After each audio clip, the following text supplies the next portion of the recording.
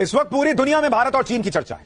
भारत और चीन की दोस्ती होते देखकर लोग हैरान हैं। नरेंद्र मोदी भी जिस तरह से उन्होंने अपनी विदेश नीति सजाई है बीते 10 साल में, वो कोई कच्चे खिलाड़ी नहीं है। चीन अगर दोस्ती करने का प्रयास कर रहा है तो उसको धकिया थोड़ी देंगे, इसको धकिया के गिराएंगे।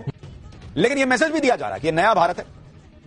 दोस्ती कर रहे हो तो ये समझते हुए करो कि अगर पीछे से छुरा निकालोगे तो हम सामने से बंदूक से गोली मार देंगे। इस बात में कितनी सच्चाई है आइए जानते हैं। अक्टूबर 2019 में जब चाइना के प्रेसिडेंट शी जिनपिंग भारत आते हैं तो भारत और चाइना के संबंधों को मोदी जी का मास्टर स्ट्रोक बताया जाता है। फिर जब जून 2020 में चाइना के साथ गलवान में सैनिकों की झड़प में हमारे 20 जवान शहीद हो जाते हैं और चाइना कई किलोमीटर हमारी जमीन कब्जा कर लेते हैं तो पहले तो प्रधानमंत्री बोलते नहीं है, फिर आके कहते हैं किसी ने जमीन कब्जा नहीं की और चाइना के 59 ऐप्स पर बैन लगा देते हैं। तो मीडिया इसे मास्टर स्ट्रोक बताता है। जब चाइना के साथ दाल नहीं गली तो हमारे प्रधानमंत्री जाके बैठ जाते हैं ट्रंप की गोदी में और नारा लगाते हैं अब की बार ट्रंप सरकार, ट्रंप के लिए प्रचार करते हैं। और फिर जब ट्रंप जीत कर दोबारा आते हैं तो मीडिया इसे मास्टर स्ट्रोक बताता है। लेकिन होता क्या है, ट्रंप दुत्कार देता है, ट्रंप उल्टा तारीफ लगाता है। फिर क्या होता है, फिर से हमारे मोदी जी चाइना की गोदी में जाके बैठ गए हैं और मीडिया इसे मास्टर स्ट्रोक बता रहे हैं। वो मास्टर स्ट्रोक जब चाइना ने खुलकर पाकिस्तान की ऑपरेशन सिंदूर के दौरान मदद की थी, लेकिन हम भूल गए।